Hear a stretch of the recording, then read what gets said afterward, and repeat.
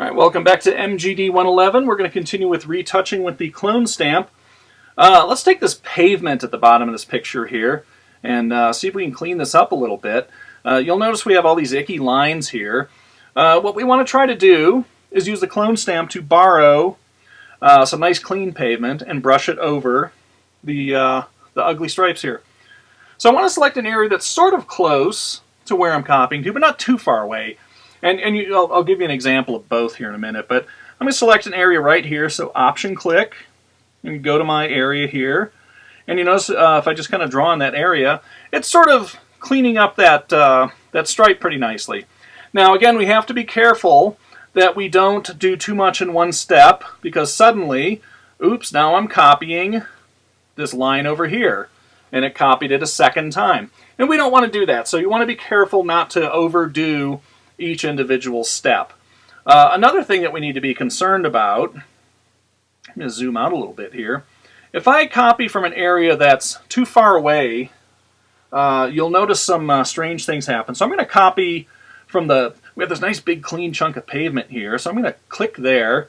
I'm going to go over to the other side of the picture here and start brushing.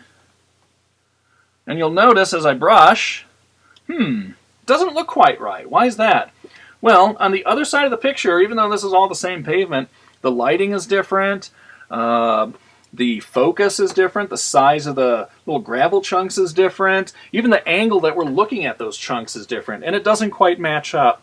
So you want to make sure that you're not borrowing from too far away in a picture. Another thing that we have to worry about is copying something that's too close to where we want to be.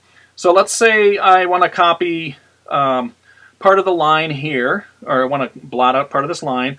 If I were to click right here, let me zoom back in on that. If I were to click, there we go, right next to this line here and start brushing, you'll notice I start just drawing that line immediately below it. It's too close, and therefore it's just copying the line into a different spot. So we need to make sure that we don't select an area that's too close to the thing we're getting rid of or too far away.